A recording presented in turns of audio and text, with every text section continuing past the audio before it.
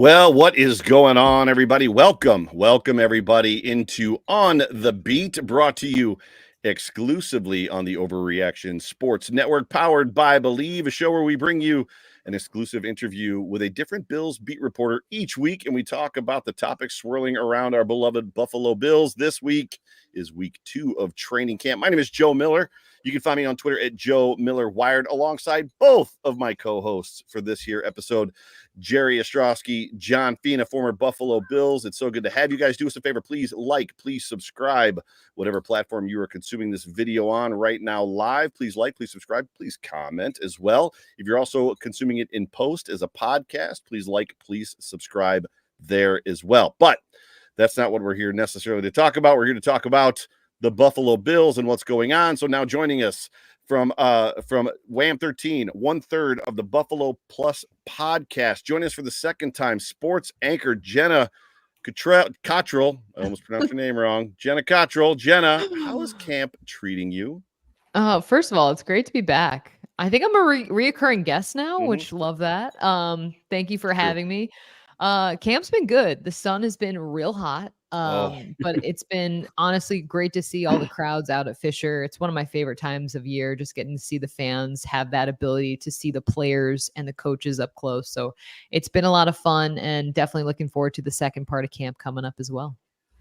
Jenna, we appreciate you coming back on. I have to say, it is a big ask to come on with this band of idiots that we have working over here. But do you know who I work with? No, okay. Seriously, you're like our most asked. Like people are like, you got to get Jenna back on. You got to get Jenna. So of course, no one uses that voice when they say it, but even though you've already agreed to come back, we're happy to feel that you are obligated to do so, and we will hold you to that. Thank you. Yes. So thank you. I had so much fun the first time. It was great. So we're now realizing the only reason that I am here, which is to rein the crowd in. But it is super good to have you back. And yes, you are now a recurring guest. So we appreciate that. And we look forward to having you on some more this year as well. But we're talking about the Buffalo Bills training camp reports, which, by the way, the training camp coverage this year has been like overwhelmingly good, outstanding, and plentiful. It seems like the amount of reports, the amount of podcasts, the amount of YouTube videos, the amount of stuff that's out there is amazing. But we're in week 2 of camp. The pads are popping. Who has been, in your opinion, the biggest surprise player in camp so far? I would say for me, so much attention this season has been on that wide receiver room and what guys will look like. And, what will Keon Coleman be? What will Curtis Samuel look like? A guy to me that's kind of snuck up and has made some really nice plays throughout camp is Tyrell Shavers, someone that has been on the practice squad before in Buffalo. I think he's one of those guys that you don't think about. Like, a lot of fans are like, where did this guy come from? He was with a team before. I had no idea. 6'4", thinner build, but he has been able to make some really beautiful catches.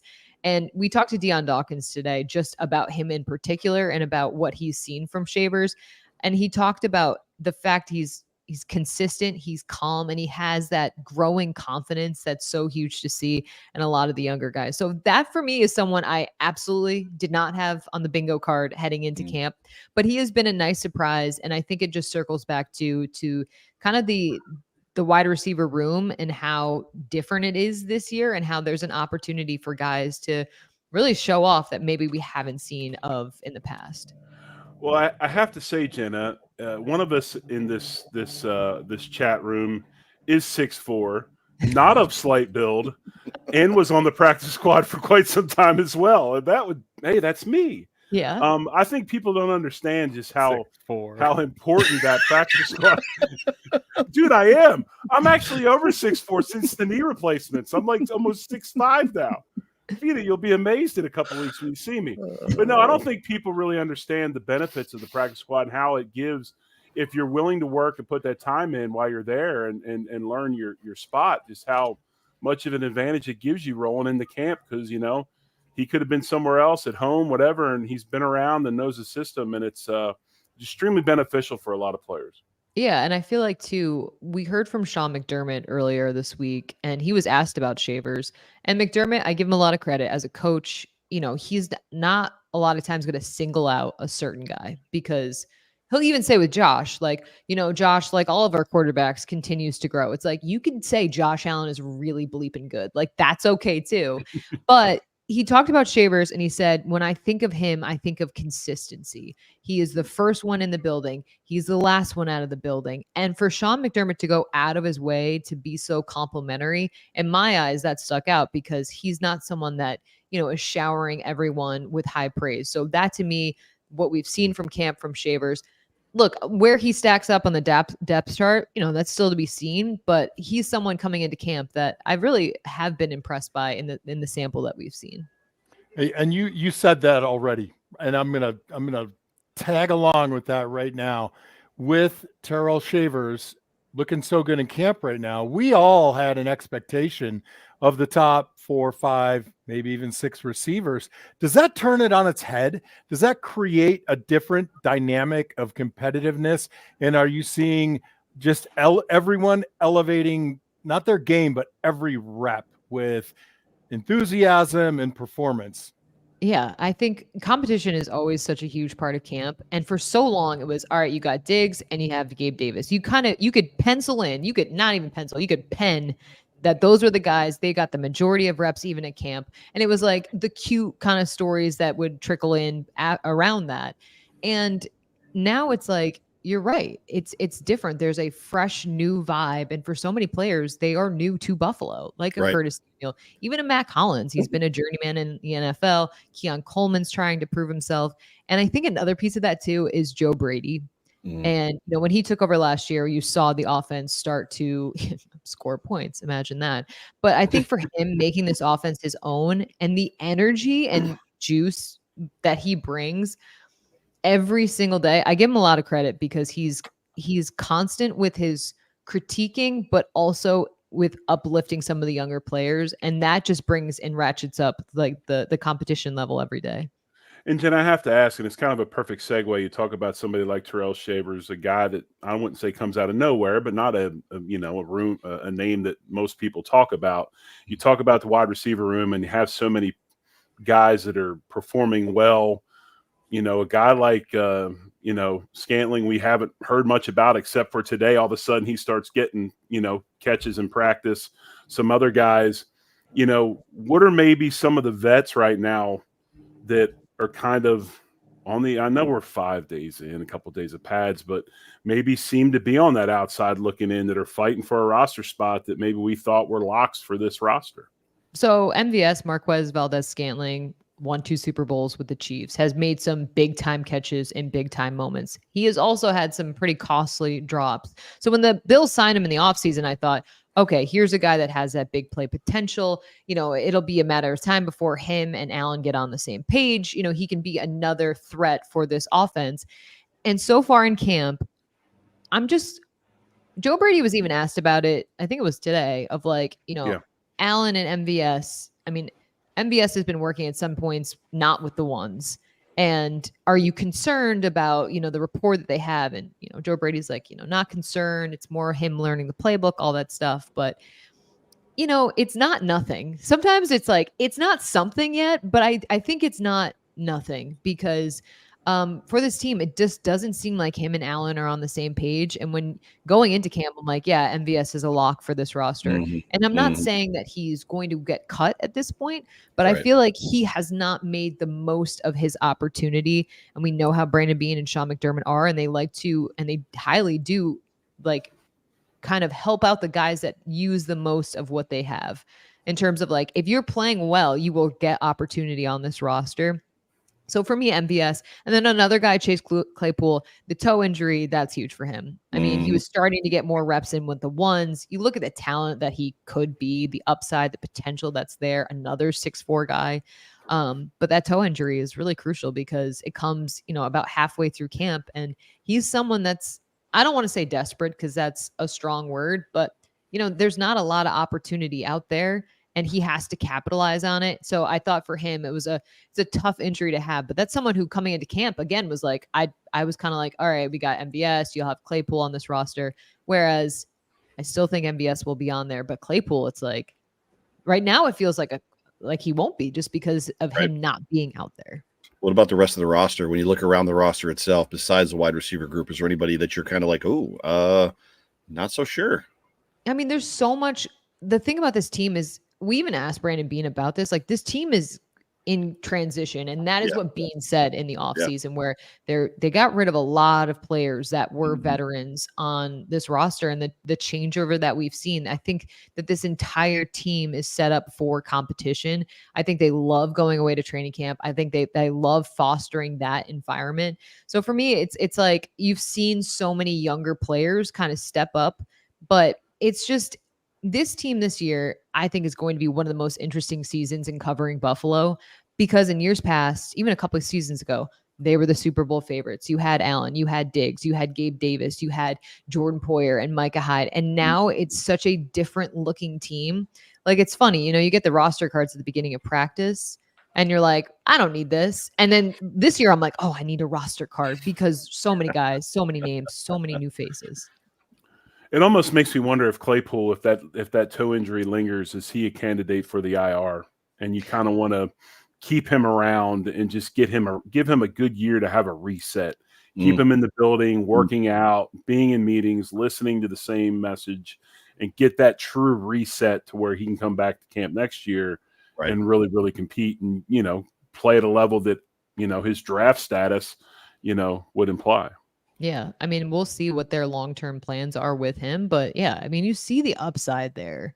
And when he's walking out of the locker room, you're like, that is a dude. Like, he's built. You see some of the route running ability, his hands. So it's like, you see all that, but what's the old saying? That your availability is your best ability. And he's actually 6'4", probably. So. Ooh. Jerry said he's 6'5". I'm gonna go with Jerry. He's a big man. I'm going barefoot, heels together against the wall, Fina. When we get up there, we're gonna get the protractor out. We're gonna get the triangle out. We're gonna put it against the wall, and I'm gonna show you. Jenna, how do you decide when you arrive at practice? They divide up, right? And of course, it's always more fun to see and report on the wide receivers, the quarterback.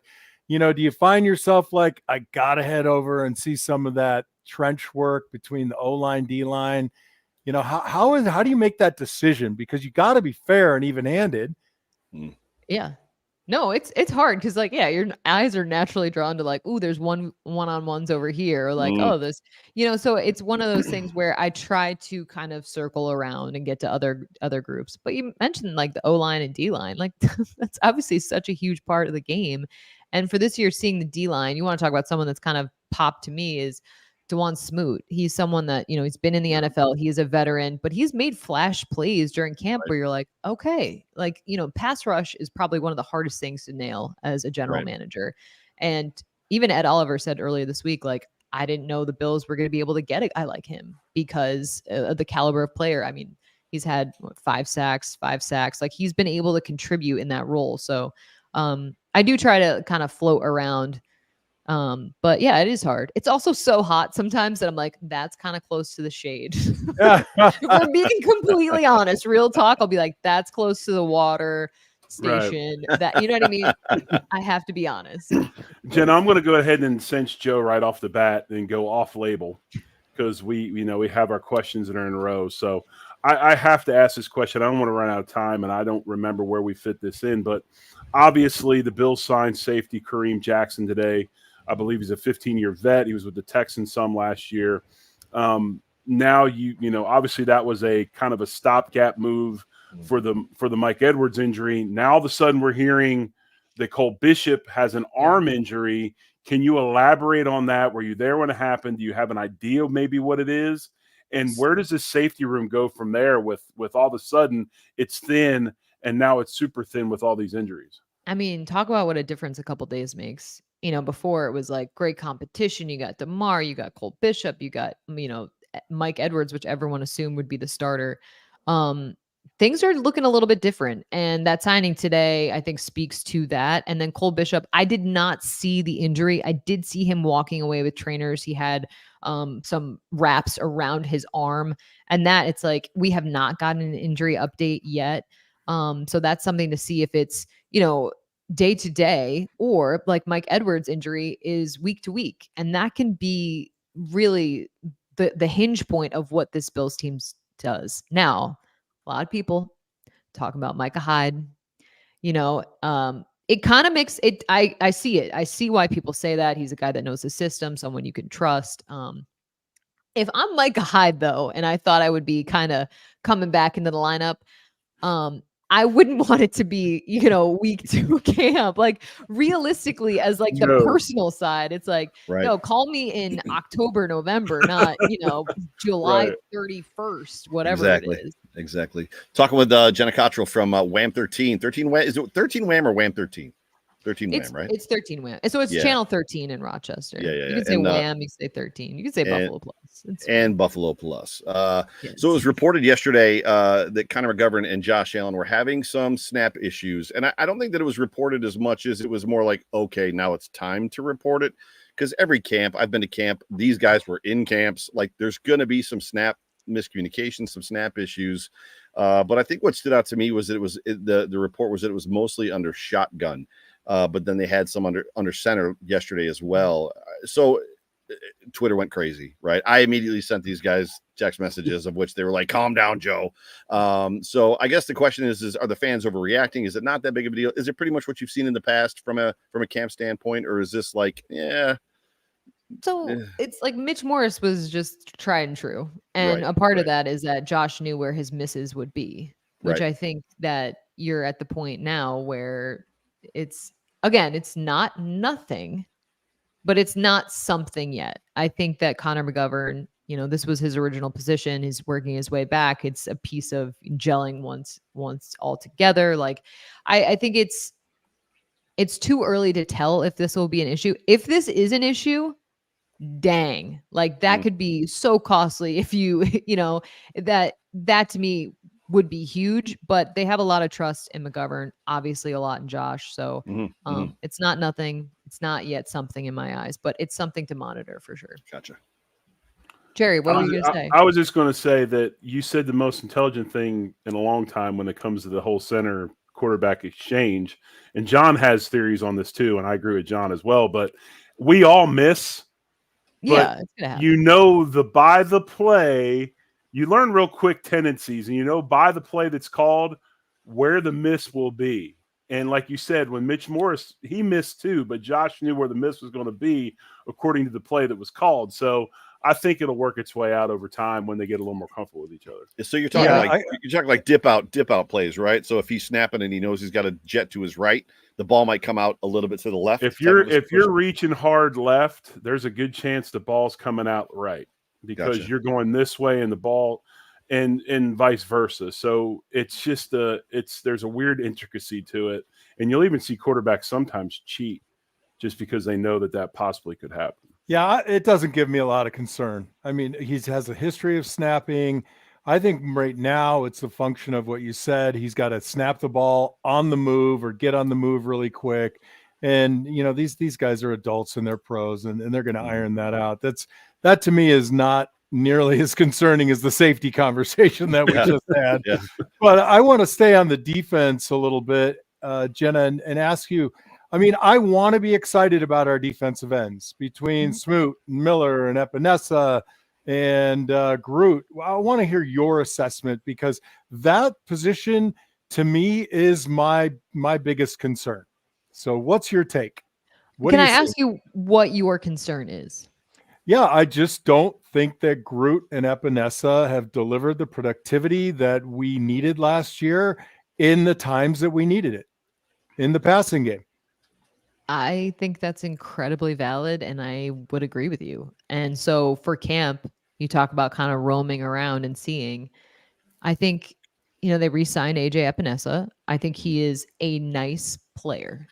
I think when he makes plays, you're like, oh, look at that, AJ. That's great. But to get reliable pass rush, to get reliable pressure, all of these things that in big moments has failed the Bills, I wonder if it is enough and how they are going to approach things later on. If they will, want to sign a veteran, if they will, what they see in Greg Rousseau as well. They paid him the 5th year. What are they going to do about? Are they going to re-sign him? Like, this to me is such a pivotal season for him and for this team. Now, what is helpful is that Von Miller appears to be a lot more like the Von Miller that we saw in year 1 as opposed to year 2. But that being said, he's still 34 years old. I think it'll be more of a rotational piece, and you kind of get what you can out of Vaughn. But yeah, I said earlier, I think pass rush is one of the hardest things to nail. And I think that has eluded this team because they haven't had the production that they have wanted. And in moments they have absolutely needed. And that has been an issue. And are you seeing anything different about these individual players this camp? Their energy, their strength, a new move, or anything of note that gives you, or gives me, forget about you, Jenna, I mean, that gives me hope? It's not that I haven't, I'm not like dogging them like, no, they look like crap. I haven't seen anything to me that I'm like, wow, oh my gosh, huge difference. I think for Greg Rousseau, it's just that continual process. And for me, the Bills are putting faith in him. And I think they usually pick well with those types of guys. So I haven't seen anything considerable where I'm like, oh my God, I just can't believe it. But I think that I expect Rousseau to continue to move forward in his production because as he gets more comfortable with the position, he, has that level of, okay, I know what I need to do here. I know what I need to do here. And that confidence building. I do think that, I don't know how big of a step forward it is though. I don't want to project that it's going to be huge because I don't personally see that. But we'll see. But see, I don't personally see it with Rousseau either, but that's because I don't think Rousseau is a pure pass rusher. I think Rousseau is a strong defensive end that plays the position really, really well, plays the run really, really well. Yeah. Are you going to see him get 13, 14, 15 sacks? No. But 8 sacks, 9 sacks, really good season for him because I think he's the most well-rounded 3-down defensive end we have on the roster. Yeah, and he's got like that length, the athleticism, yes, all that stuff. Now, what do you guys think for Von Miller? We had this discussion on the Buffalo Plus YouTube channel, and it's like, what do you set the benchmark at sack-wise for him to be like, okay, he had a good season? I'm curious your guys' thoughts. Ooh, John? I think it's 7 or more. Okay, and that's considered good. Now, I'll go second. Can I go second on that? Yeah. To me, it's situational. I don't care if he has 2 sacks in the season. If he has 4 sacks in the playoffs that matter, because Dan Mitchell, I think, was one of the ones. He's like, Von Miller's going to have 10 sacks. And I was like, well, what if 7 of them are garbage time when somebody's trying to come back from 21 points down? Like, I don't care about those. So give me 4 in the playoffs that matter. Right. But I also think, too, that people think that the only success cursor or marker for a pass rusher is sacks. Yes. You get the quarterback off the spot and you harass the quarterback and make him into bad throws.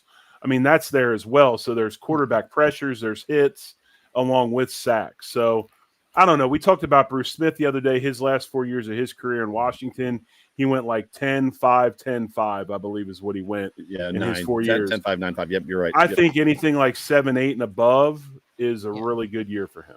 Yeah, and with the amount of plays that he's going to get, right? So the problem Von's going to face is, you've heard him say in the past that he likes to take the first couple of quarters of the game to set a guy up for a move he's going to use later on when it's really going to matter. But when you're only playing 25% of the downs, you're really not the guy who's setting them up. So you better be watching the guy, Groot or Epinesa, who's setting up that tackle that you want to expose. But I think also, too, last statement and on this is that I think that Von's play numbers will be predicated upon Epinesa and his play. If Epinesa is successful and he's getting home, it's not as we don't have to rush Von on the field. But if Epinesa is not being effective, you're going to have to get Von on the field more and give him more opportunities. And it also comes back to the rotation, right? So what's the with a limited depth chart, which this is the first time they've had this in since McDermott's been here, right? There aren't as many guys to roll in. So what's the percentage is going to be? Staying on the defense though, moving to Kair Elam, he's having a banger of a camp. At least that's what's being reported. Just in everything, making splash plays, involved, tight coverages, like he seems to be thriving. So I guess the question is, does he have an opportunity to push a starter? And if so, which one, Bernard or Douglas? And I think I'll leave it there, and then there might be a couple follow-ups, but yeah. Yeah, I mean, I think I've been really impressed with Kaiir Elam. I'll be the first one to say that I essentially was like, I don't think he's going to pan out, all this stuff. I think for him getting a new, defensive backs coach, I think for him he honestly changed his number to 5, and he said that's the number he's played in his entire life. Savage. And like yes. I just put that together. I think it was probably obvious by my reaction. But I think for him, he feels a lot more comfortable, and I know that some fans would be like, okay, cool, whatever. But I think for him, he has that new number. He has that new coach. He has that new backing. He has that ability to kind of be a little bit freer, because I think the expectation of being a first round pick really weighed on him. And I think of that moment on draft night where he's like, put the playbook on the plane, like loved the enthusiasm, but I felt like, it was too much for him at moments. So for him, I've been really impressed. He had a nice spring and I was like, oh, that's cute. Like, good for him. And then now he's continued to make plays where I'm like, this is really great. That being said, I love Christian Benford. I just feel like he is so fluid. He is so instinctual. He's one of those guys that doesn't say, can I swear? Oh, yeah. Yeah, go ahead. Okay. He doesn't say shit. And I mean that in a great way. He just goes out and is a phenomenal football player. Yeah. And like, they are very lucky, Brandon Beane is, that they found him in that same draft. 6th round. Yep. Yeah. He is going to get paid a lot of money. And then Rasul Douglas, he just takes the ball away. Like, he's really great. And that being said, injuries are always a part of that game. I think it's great to have Kaiir playing better and looking more the part, because again, things happen in this league, and to have someone that you truly do trust, because I feel like at moments Kaiir was in and it was like, he's the guy because he's available. And he did make plays in those moments, but I think they feel a lot better about it now. Yeah, Jerry, before you ask your question, for me, there's a football politics measure to it as well, with Rasul in his last year of his contract. So, if there's a guy that you want to have out there to find out, right? Let's find out about him right now. So go ahead, Jerry. Yeah. I was just going to make a comment, and also Bedford, played at the greatest Catholic university basketball school in the country, Villanova, from the main line of Philadelphia. Shout out Philly, where I grew up. But go ahead, John. I got my word in about Villanova. I love it. Hey, as a Catholic, I'm good with that. Plug that's awesome. I just want to say I root for Elam, and I want to see him do well. I don't know what the future holds. I do feel like he had a lot of nagging injuries, over the past few years, and at that position where you've really got a break, talking about, Edwards' toe issue. I had probably my worst nagging injury ever in my career. I had a turf toe that lasted for 10 games, and I wanted to cry after every game. It hurt so bad. So, I think when you think about this kid and him kind of coming into his own with new coaching, I really want him to do well. And I whether he presses for a starting position or not, if Rasul Douglas moves on, I think this is a great development opportunity that, Elam finds that role, that he becomes that starter the following year, and maybe being a third this year, a solid third, really leads him on that path. Yeah, agreed. The problem is going to be the 5th year option, or where I don't know where he's at in his years. Is this year 4? Is this his third year? Third year, right? 3. Yeah. So he's got a couple prove it years. Go ahead, Jerry. I was going to say, we've heard a lot about Ray Davis. We heard a lot about Curtis Samuel out of the backfield, just how explosive they are, especially in the non-padded practices that they've had at St. John Fisher. We have not heard James Cook. Where is James Cook fitting in this offense? And is he going to be the number one when they want to run the ball? Is it him? How's this whole thing setting up for James Cook? Yeah, I think he's someone we don't talk about, because I think it's one of those things that you just kind of like, all right, to me, it's like James Cook is the guy. Like, he shows that fluidity. I feel like he wasn't at camp on Sunday, had an excused absence. But from what we've seen at camp, he's looked good. Like, he looks the part to me. And then behind him, Ty Johnson getting hurt, that's tough for him, because the hamstrings, as we all know, can linger. From what I've seen from Ray Davis, he does look, now he has fumbled. That is like, look, he's a rookie, all those things, but when you put the ball on the carpet, obviously the coaches recognize that, and that's Oh, something. this staff in and especially particular. McDermott. Yeah. Well, yeah, Yes. yeah, exactly. So it was. Oh, I felt bad for Ray Davis. It was his first team rep, and he fumbled, and I was like, oh, that's gotta Right. get That's gonna hurt. Yeah, exactly. But no, I think for James Cook, we've seen what we've seen before.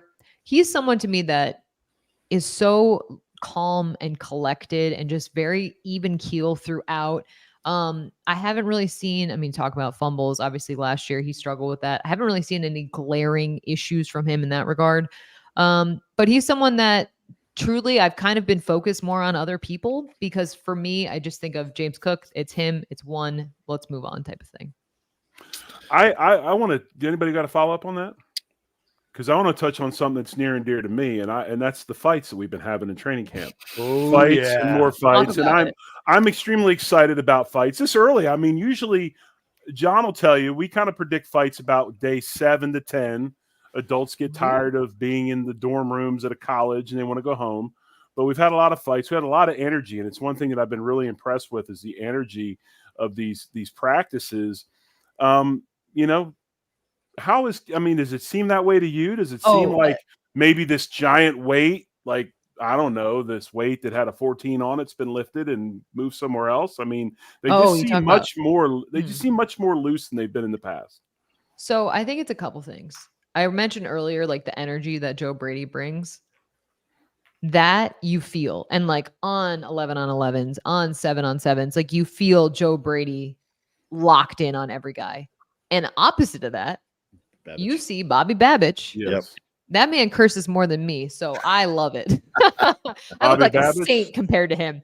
Tulsa, Oklahoma. So he also brings a lot of juice.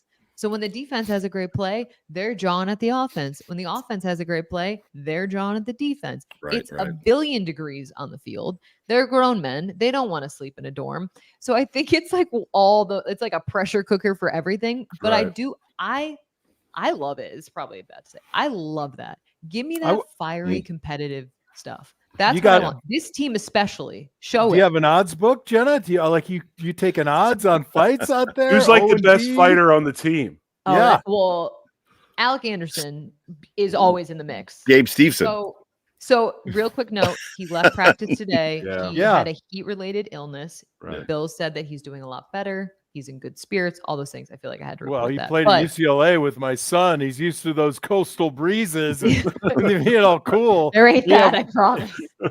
But so I thought Spencer Brown might get in the mix a little bit more. Yeah. He's a little passionate man. But I haven't seen that.